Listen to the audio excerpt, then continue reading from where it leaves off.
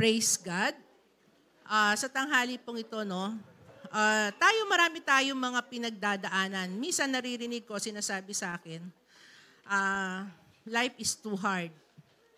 Sabi ko, oo naman, mas mahirap naman, sabi kong ganyan, ng isang buhay, hindi siya mahirap, simple. Sa akin nakakita na isang buhay na simpleng walang dating. Patay lang po meron nun. Pagka humihinga ka, lahat mahirap. Ang buhay dito sa lupa, hindi po madali. Kasi even we are Christian, kahit na po hawak natin ang salita ng Diyos, wala pong ipinangako ang Diyos na magiging masaya ka throughout the day. Walang ipinangako ang Panginoon sa kanyang salita na ikaw ay habang buhay na magiging masaya at masagana. May magandang plano ang Panginoon. Sabi niya, ang plano niya, pagyamanin ka, pasaganain ka. Pero, hindi naman po lahat throughout Kasi sabi niya sa Deuteronomy 28:1 and 2, if you fully obey the Lord your God and follow all His command I give you today. Mga kapatid, pagka hindi po tayo nagfa-follow sa instructions ni God, hindi po ipinupur out ang so much blessing sa atin. We are being blessed, pero meron pang isasagana yan. Bakit po tayo hindi nakakasunod sa lahat ng pinagagawa ng Panginoon? Kasi po, nadidistract po tayo. We are being distracted. At kung minsan sa distraction, marami po tayong argument sa isip. Kaya nga, lagi natin dinideclare ang 1 John 3:8, na sirain ng Panginoong Jesus ang lahat ng distraction, lahat ng argument sa isip natin. Lord, I pray in the name of Jesus, as I declare 1 John 3:8, Lord, wasakin mo ang lahat ng arguments sa kaisipan ng bawat isa po na nandito. Open your eyes. Let us open our eyes to the Lord. And I pray the work of the Holy Spirit will move mightily in Jesus' name. Alam niyo po bakit mahirap kalabanin ang argument sa isip? Kasi po mas nananaig po ang isip. Masyado pong makapangyarihan yung ating kaisipan. At ang dyablo, diyan po tayo sinisira. Kaya sa message natin ngayon, overcoming distraction in fulfilling God's purpose in our life. Malaki po ang ating pananagutan sa Panginoon. The time na pinili ka ng Panginoon bilang kanyang anak, no? We are privileged to become sons and daughters. Pero hindi po nagtatapos doon. May pananagutan po tayo kasi meron tayong purpose in life. May meaning po yung buhay natin, kaya po tayo ay ginawang anak ng Diyos.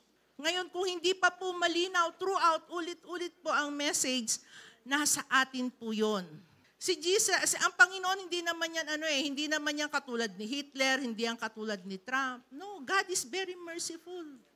God is loving. But do not forget, God is a justice God. Kaya nga po itong mga distractions na to, sino po ba walang distractions dito magsabi ng amen? Wala, di ba? Lahat tayo.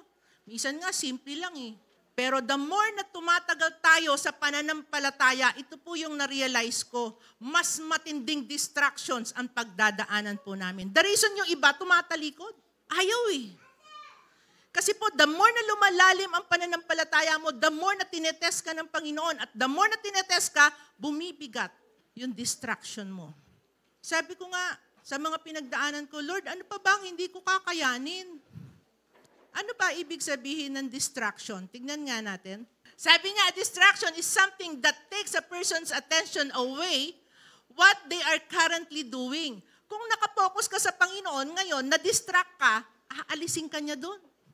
No? Ano ba yung mga bagay na magpapaalis sa'yo? Thinking about or focusing on, distraction can be eternal or external. No, pagka pala sinabing internal, yung nagde-daydreaming ka lang. Wala lang. Yung iba sinasabi niya, anxiety ka o kaya depressed ka, nakatulala ka lang. No? Yung pala yun. External, pagka sinabi external, social media, yung ingay. No? They can hinder productivity, concentration, and decision-making, making it difficult to complete tasks efficiently. Alam niyo po, kahit nasa trabaho, pagka nagtatrabaho ka, lalo na po yung mga manager, subsub po yan sa lamesa. Dami pinipirmahan. Pero pagka may tumawag sa kanya, distracted na po siya. Kaya po, pagka pumunta kayo sa opisina, ang manager nakahiwalay. Walang pwedeng pumasok. Gusto nila by appointment. Bakit? They don't want to be distracted. The time na madidistract na sila, yung mga importanteng dokumento, ma-out of focus sila. It's the same to our journey. Sa buhay po natin. Next slide, sabi niya, to distract is to cause one to have difficulty paying attention to something to attract away its original focus or to divert. It is from the Latin word distraher, which means to draw away or apart. Kaya po pagka-distracted tayo, ay, alis na lang ako. Alam niyo po, ito po yung gawa ng kaaway. Sabi ng John 10:10, can we recite John 10:10? 1, 2, 3.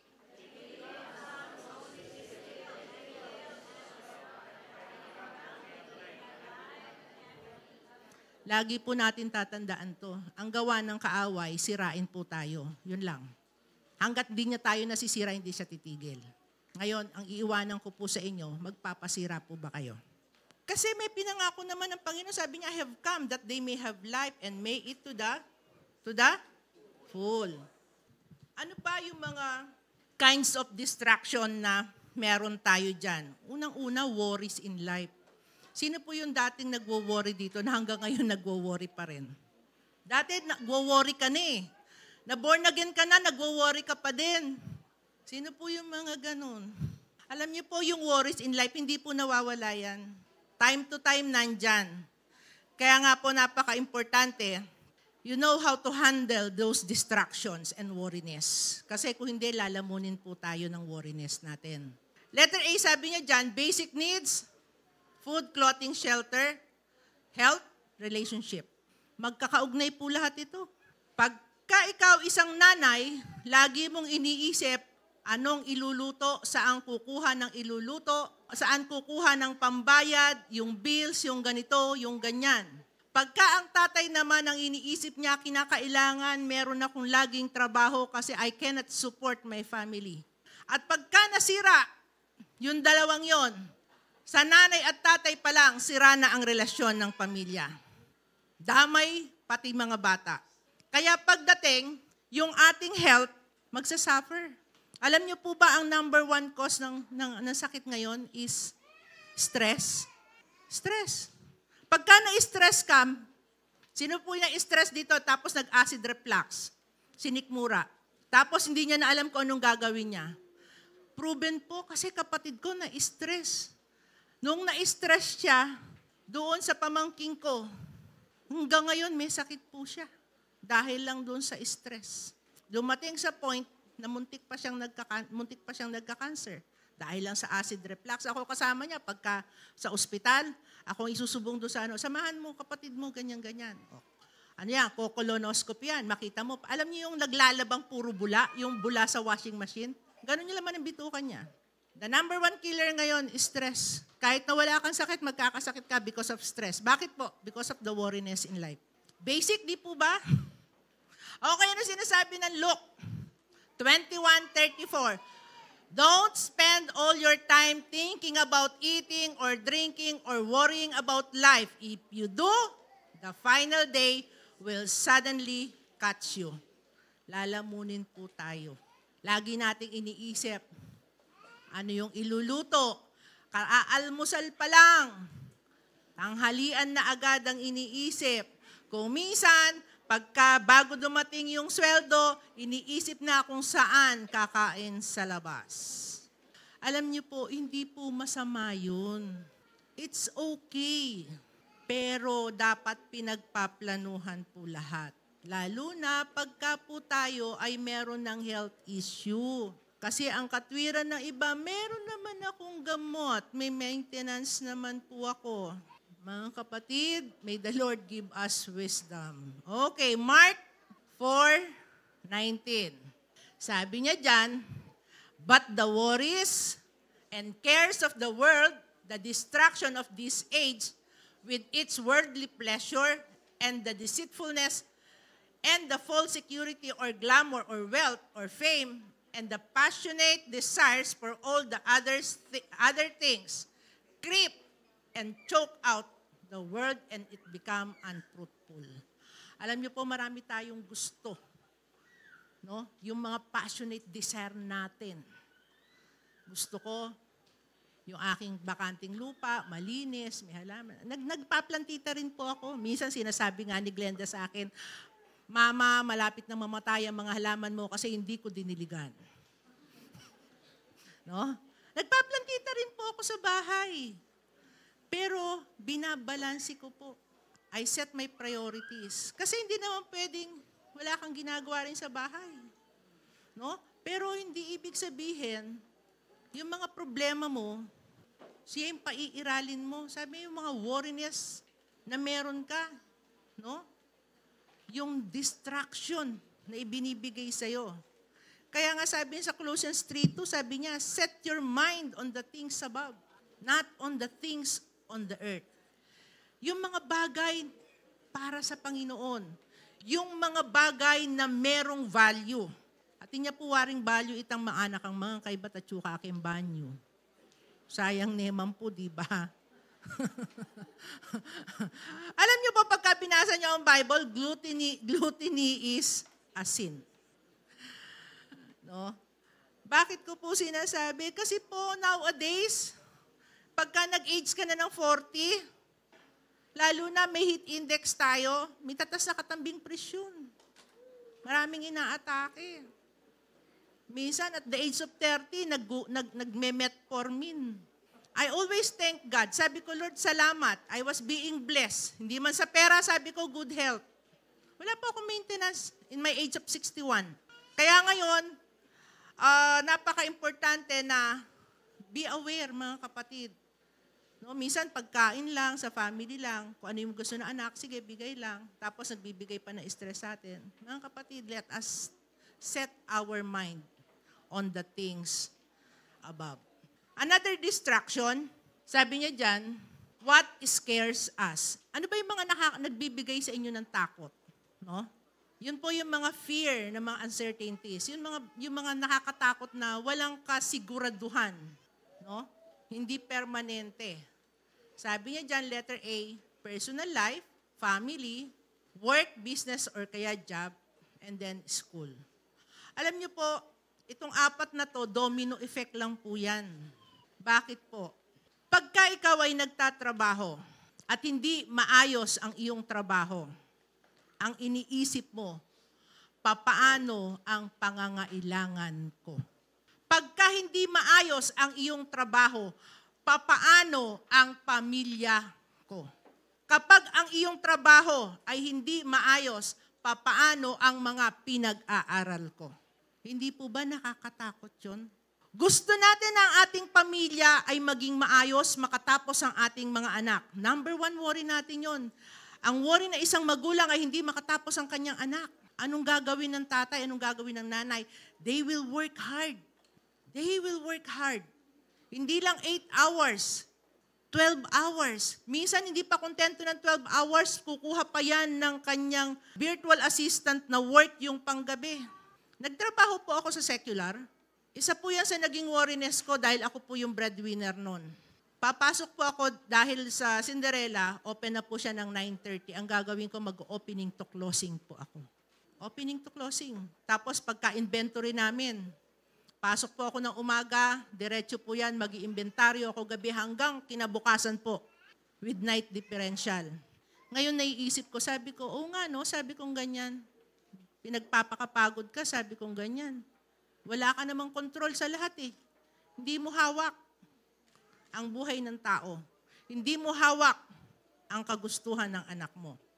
Hindi mo hawak yung trabaho mo. Kaya nga worry na worry tayo eh. Lalo na pagka wala tayong income. Takot na takot tayo. Kaya at the end of the day, we are being distracted. Anong gagawin natin? Lord, saka na lang po ako magki-care group. Hindi muna ako mag-a-attend. Even the Sunday service. Bakit hindi uma-attend? Kasi may pasok po ako eh. Pero ano sabi ng ating Panginoon? He is the provider. Matthew 14:28-31. Ito yung senaryo about kay Peter. Dahil tayo ay nakapokus sa distraction. The same to Peter. Sabi niya, Lord, if it is you, Peter replied, tell me to come to you on the water. Come, sabi naman ni Jesus. He said, then Peter got down out of the boat, walked on the water, and came toward Jesus. Next, ano nangyari nung lumakad siya? But when he saw the wind, he was afraid and beginning to sink, cried out, Lord, save me. Immediately Jesus reached out his hand and caught him. You a little faith, he said, why did you doubt? Alam niyo po, habang minemeditate ko to, si Peter, na-focus siya doon sa hangin. Pero, sabi ni Jesus, you a little faith. Alam niyo po, ang revelation nito sa akin, at the end of the day, you will call, Lord, save me. Hindi ka naman pupunta sa trabaho mo eh. Pagka nandun ka na sa turning point mo, hirap ka na, wala ka na, Lord, help me. Bakit ka pa magpapadistract? At the end of the day pala, si Jesus at saka ang Panginoon din pala ang tatawagin mo. Amen po ba? Matthew 6:34, sabi niyang ganyan, therefore, do not worry about tomorrow, for tomorrow will worry about itself. Each day has enough trouble of its own. Yung ngayon, bukasan mo yung ngayon. Yung sa kinabukasan, ipaubaya mo sa Diyos. Yung nakaraan, huwag mo nang balikan. Tapos na kasi yun. Dito ka.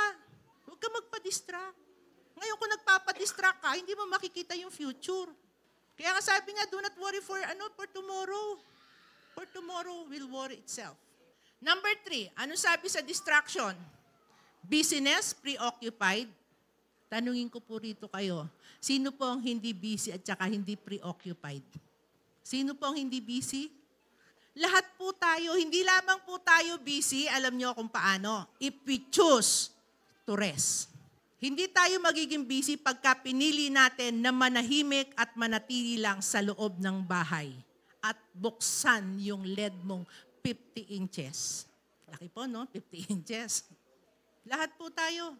Wala po tayong laging binabanggit na busy ako, preoccupied ako. Yes, lahat tayo. No? Ano ba yung nandyan? Social media, trabaho, trabahong bahay, yung mga plano natin sa buhay, yung goals natin, even the ministry, minsan nakaka-distract nga naman. Bakit po tayo nagiging busy? Potang ato pantane po yung cellphone, minsan magluto ka mo, maka-live ka. Kaya pinengka, magluto ka, nakaano ka pa sa cellphone. Tapos walang katorya-torya, scroll ng scroll. Kaya nung minsan may nagtanong sa akin, hindi mo nakita yung post ni no? Sabi niya ganyan, hindi po kuya, sabi kong ganyan. Tapos sabi niya, hindi ka kasi mapag-social media, depende po, sabi ko naman. Sino yung mga friend ko rito, hindi nyo nakikita yung aking mga ibang itinerary. Hindi po kasi ako mahilig mapag-post. Okay, trabaho. Lahat po tayo may trabaho. Trabahong bahay, hindi po nawawala ang trabahong bahay. Pagising mo sa umaga, magluluto ng almusal, maghuhugas ng pinggan, magpe-prepare ng tanghalian, maglalaba, routinary, everyday, yun at yun. Wala naman pong bago, kaya lang po magbabago yun kung babaguhin po natin yung ating time management. Kahit na po yung trabaho. Kaya nga po, kung natatandaan nyo yung message nung nakaraan, sabi niya, yung law ng 8-8-8, 8 hours work, 8 hours para sleep, and then yung 8 hours para saan? Family mo, sa ministry mo. Si God, ginawa niya lahat perpekto. Ginawa niyang perpekto yung araw, yung buwan, yung oras. Hindi po siya kulang. Hindi po siya sobra. Tayo po yung nagkukulang sa calculation ng oras. Hindi po natin alam i-manage yung ating oras. Kaya po, sasabihin natin, busy po tayo. Kaya sa ating journey, sa ating Christian walk, hindi tayo makalakad ng diretso. Hindi tayo makalakad ng mabilis. Kasi sa bawat hakbang natin, humihinto po tayo. Sandali, busy pala ako ngayon. Sandali, hindi mo na ako magki-care group, dito muna ako. Ministry, bakit kasama ang business sa ministry? Alam niyo po, dinesign po tayo ni God na magkaroon ng fellowship sa Kanya. Magkaroon ng intimate relationship sa Kanya. Parang mag-asawa lang. Parang boyfriend at girlfriend lang. Yun po ang gusto ni God. Kinakausap siya, inuupuan siya. Sa dami ng mga ministering pinasukan mo, tapos sa dami ng trabaho mo sa bahay, meron ka pang you have no time to read the Word of God. You have no time na, Lord, anong gagawin ko? Lord, tama ba yung... Wala. Sino po yung naranasan pagka nakahiga, kausap ang Panginoon? Ako po madalas ako nagbabad sa higaan. Usually, nagme-meditate po ako noon. Kinakausap ko ang Panginoon. Lalo na pagka magpipreach ako, lalo na pagka may gagawin akong message. Lord, anong gusto mo? Tapos pagka nahihirapan ako, Lord, paano ako magpipreach nito? Masakit ang likod ko, masakit yung paa ko. Wala na po tayong time because of busyness. Pero natatandaan ko doon sa isang video ni Peter Tanchi, busyness is a sin. Pagka sinabi mo lagi, I'm busy, I'm preoccupied, and that is a sin. Kasi pagka humihingi tayo sa Panginoon, si Jesus wala naman, ang Panginoon hindi naman sinasabing, sandali, busy ako. Sandali, hindi ka kasi sumusunod, hindi ko muna ibibigay. Hindi. The Lord is working 24/7. Wala siyang hindi kayang atinan. Ngayong ginawa niya yung 888 rule. Para kanino? Hindi naman para kay God, para sa atin, para sa ganun, balanse yung buhay. Pero bakit ang dami natin pinagkakabisihan? Ano sabi sa Ecclesiastes 1? Sabi niya, everything is meaningless. Magpakapagod man po tayong lahat, i-gain lahat natin ang kaya natin i-gain at the end of the day, pagka namatay ka, sa lupa ka lang ibabaon. Wala kang dadalhin. Kaya nga po pagdating sa property, yung mga anak mo nag-aaway, kamag-anak mo hahabulin ka. Yung pong katotohanan, sabi niya dyan, sabi ni King Solomon, everything will become meaningless. Kahit na magpakapagal ka ng katatrabaho, kung hindi ang Panginoon ang sentro ng buhay mo, everything will become meaningless. Dahil wala pong saysay ang pinagpaguran po natin. At the end of the day, iiwan lang natin yan dito sa lupa. Yes, para sa mga anak natin, para sa kanila yan. Pero ang tanong ko, yung bang anak nyo, dinala nyo sa church para magkaroon ng fear of God? Or baka hindi nyo siya dinala at the end of the day, lulustayin lang niya yan nang walang kapararakan. Parang prodigal son lang. Luke 10:38 sabi niya, as Jesus and his disciples were on their way, he came to the village where a woman named Martha opened her home to him. She had a sister called Mary who sat on the Lord's feet listening to what he said. But Martha was distracted by all the preparations that had to be made. She came to him and asked, Lord, don't you care that my sister has left to me to do the work by myself? Tell her to help me. Diba? Ganyan tayo pagka may bisita. Aligagata po. Tama kirandam. Hindi naman pala kailangan na ipagluto. Meron lang sasabihin. Alam niyo po, sabi niya doon sa next slide, sabi niya, Martha, Martha, the Lord answered, you are worried and upset about many things. But few things are needed, or indeed, only one. Mary has chosen what is better and it will not be taken away. Tignan niyo po yung sinabi ng Panginoon. Bakit ka ba nagwo-worry? Bakit ka ba upset? Hindi mo naman kailangan gawin ang lahat ng yan. Isang bagay lang ang kailangan mong gawin. Makinig sa Diyos. Kaya nga po pagdating sa minsan, dami natin pinapasukan ministry. Sa dami ng ministry natin, minsan may gulutan ng utak. Kaya pagdating doon sa application, wala pa rin. Alam niyo, huwag natin pahirapan na isang buhay Kristiyano. Soul win and disciples lamang po. Hindi mo kinakailangan ng maraming ministry. Ang importante sa Diyos, nagso-soul winning ka, nagdi-disciple ka. Yung gift, extra lang yan.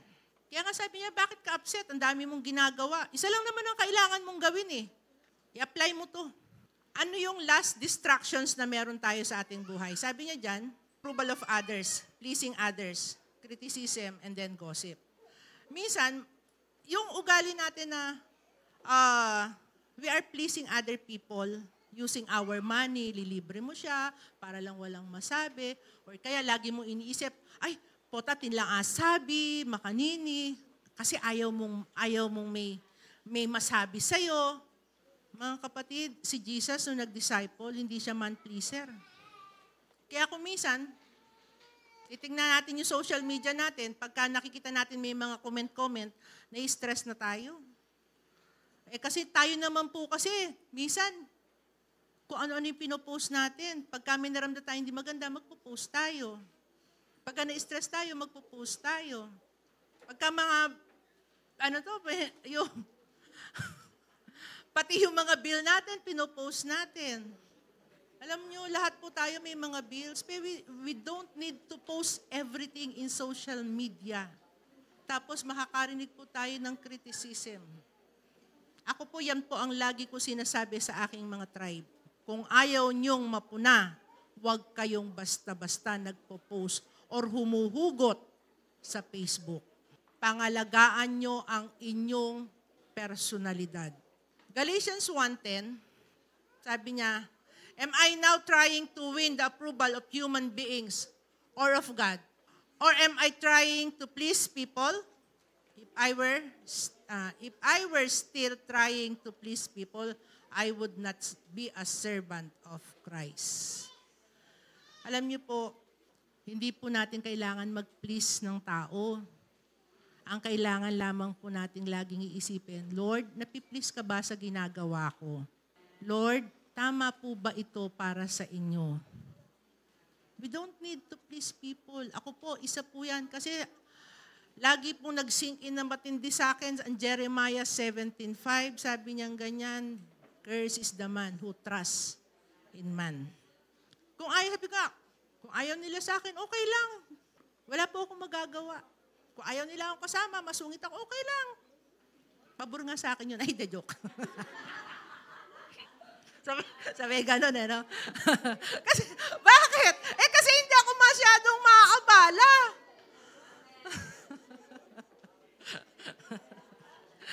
Alam niyo po, sa lahat ng mga distraction, ito lang yung sinasabi ng Panginoon. Alam niyo, sabi ni Paul, sa mga, sa church, sa mga churches, sabi niya, the Lord says, sabi niya, take heart.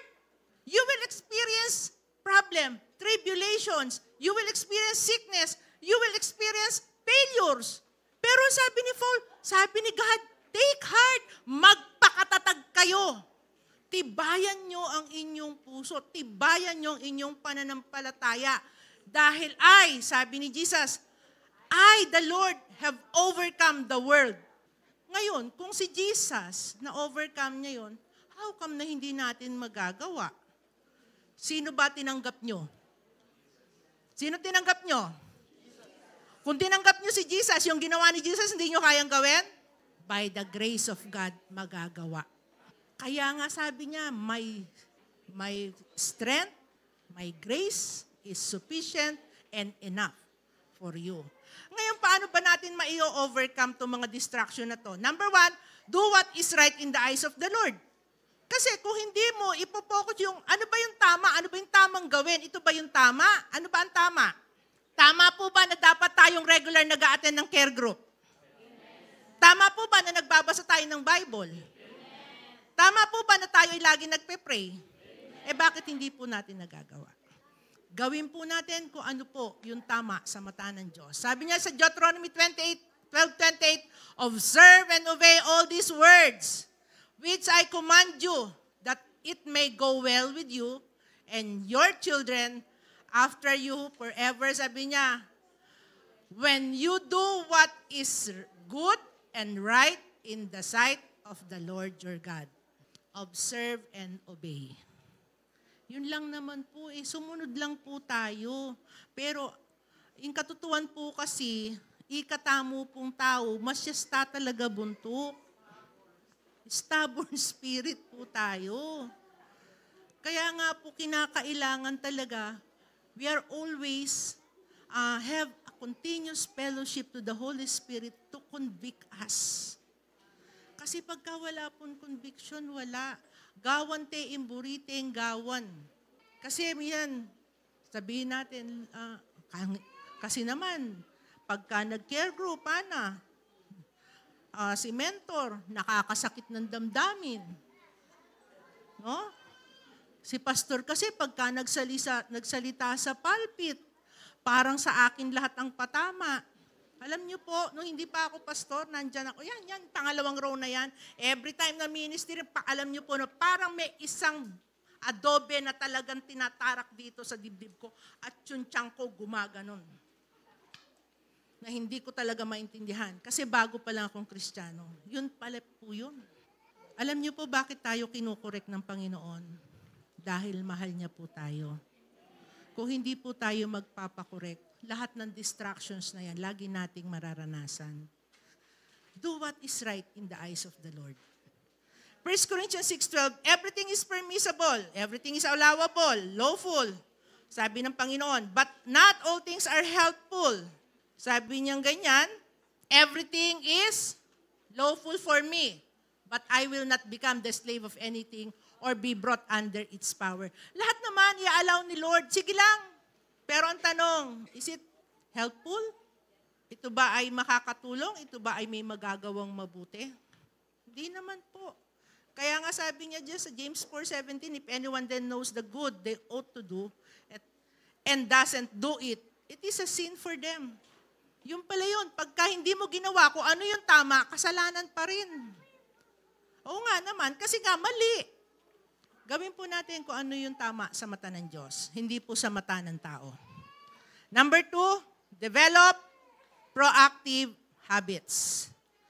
Ito po yung sinasabing begin with the end in mind.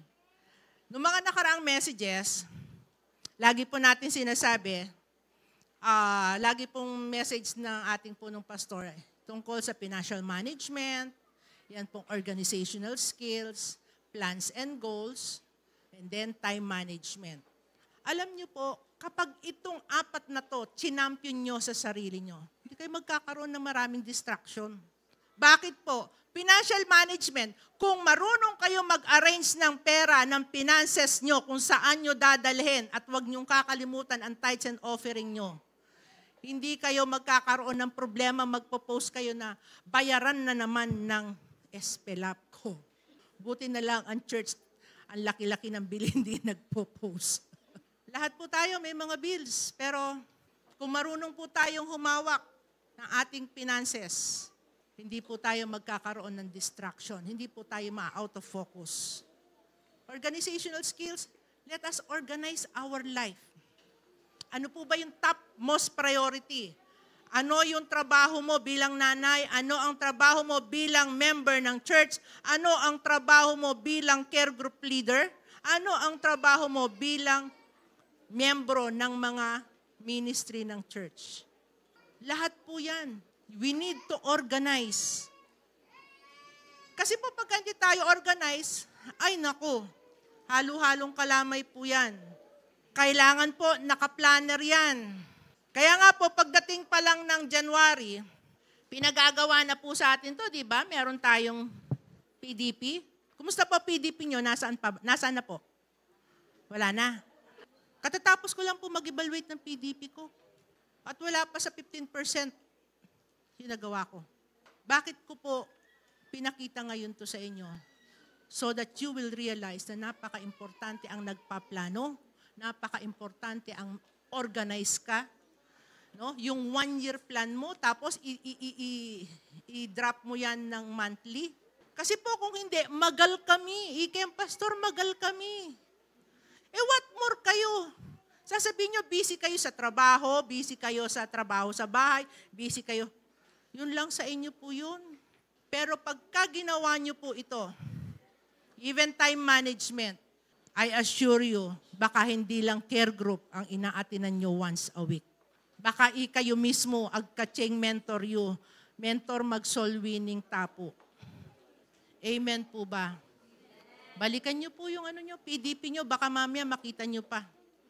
Sayang naman po yung pagod na ginagawa natin every year. Alam nyo po, si Lord ulit-ulit. Sabi niya ganyan doon sa Book of Hebrews, sa Hebrews chapter 3 hanggang 7 yata. If you hear my voice, sabi niya, do not harden your heart. If you hear sabi ko, Lord, ilang beses mo sinabi yan, ulit-ulit. Ito yung na-realize ko, the more na ang salita ng Panginoon pinupukpok po sa atin para po natin gawin at tandaan. Hindi po tayo para pasakitan ng Panginoon. Kasi mahal niya po ang bawat isa. Develop a proactive habits. Ecclesiastes 3:1, sabi niya dyan, there is a time for everything and a season for every activity under heaven. Meron pong panahon sa travel goals, meron pong panahon sa bonding, may panahon po sa care group, dapat may panahon sa lahat ng bagay. Hindi po yung pagka naisipan. Ay, si Pastora kasi hindi nagta-travel goals. Akala nyo lang po yun. Kasi po, nakalagay po yun dito. Hindi po kami basta-basta umalis. And mind you, in my part, may schedule po ako ng travel ko. Pero hindi kasama, may time na yung pang family, may time na para sa sarili ko lang dahil I'm meditating. Hindi yung pagka naisip, go. Proverbs 19:21, many are the plans in the person's heart, but it is the Lord's purpose that prevail. Marami tayong gusto, marami tayong plano. Pero alam niyo po, ang plano ng Panginoon, yun lagi ang magwawagi. Kaya nung ginagawa ko to, sabi ko, Lord, mas marami yata yung sayo. Sabi ko, konti lang yung akin. Yun po kasi yung katotohanan eh. Andyang magplano na kang magplano. Psalm 37:5, commit your ways to the Lord, trust in Him, and He will do this. Kinakailangan lahat ng bagay kinukumit natin sa Panginoon. Kaya minsan, bilang magulang, isa sa mga failures ng magulang, pagka nakita niya hindi magiging successful ang kanyang anak. Tama po ba? That is a number one worry na isang magulang. Pero kung minsan tayo pong magulang ang may problema, para po katulong natin sa pagtitrain sa ating mga anak, dalhin po natin siya rito. Dalhin po natin sa church. Minsan dahil sa over-familiarity ng magulang, hindi na masyadong kinikilala ang magulang. Lalo na pagka ang magulang, sira po yung integrity. Kaya nga, train your child the way they should be. Yes. Pero, dito, hindi sa paraan na gusto natin. Kaya napaka-importante, yung proactive na yan, pagplanuhan po nating mabuti. Hindi yung gusto natin. Ask the Lord. And then, number 3, sabi niyang ganyan, cultivate and nourish your relationship with God, Yahweh. Pagka sinabing cultivate, ibig sabihin ay palaguin. Ibig sabihin, magkaroon ng improvement. Siguro naman lahat tayo, we have a relationship with God. Kasi, siguradong kung wala ka namang relasyon sa Panginoon, wala ka dito eh. Meron ka. Ang tanong ko lang, anong level? Anong klaseng relasyon? Lahat tayo may relasyon sa Panginoon. Pero ang tanong, anong klaseng relasyon? Hebrews 12:2, sabi niya, fixing our eyes unto Jesus, the pioneer and the perfecter of faith, for the joy set before Him, He endures the cross, scorning its shame, and sat down at the right hand of the throne of God. Maraming bagay ang makakapagpa-distract sa atin sa ating journey. Pero sabi nga ng Panginoon, sa Kanya lang tayo tumingin. Yung problema, huwag nating suluhin. Ibigay natin sa Panginoon. Ang solusyon nasa Kanya, wala po sa atin. Sino nakaranas pagka hindi mo alam solusyon? Lord, ayoko na, ikaw na lang gumawa ng solusyon. Colossians 3:2, sabi niya, set your minds on the things above, not on earthly things. Alam niyo po ba, you will not grow on your faith by putting your Bible beside your bed. Sige nga po, kung ang Bible nyo, nandyan lang sa lamesa, nandyan lang sa higaan, mag-grow po ba yung faith ninyo? Hindi, di ba? Wala, nandun lang yung Bible. You will not grow in your faith doon sa mga some emotional experience lang. Kasi ito yung naranasan ko, ganyan. You will not grow in your faith. Instead, faith deepens through the reading of the Word of God. Bakit? Kasi ito mismo si Jesus. Balikan natin ang John 1:1, and the Word became flesh. The Word of God, this is Jesus. Ngayon, kung hindi natin babasahin to, nandun lang sa tabi, nakadisplay sa higaan para masabing nagde-devotion ka, nakalagay lang sa lamesa. Wala po. Hindi po tayo mag-grow. Hindi lamang po yung nakikinig lang tayo dito. We need to meditate the Word of God. Kaya nga, napaka-importante po na tayo ay nagbabasa ng Bible. Kasi, tignan nga natin yung Ephesians 6:10. 6:10 hanggang 13. Wala sa slides yun, kuya. Ephesians 6:10 to 13. Sabi niya, sige, basa 1, 2, 3. Finally,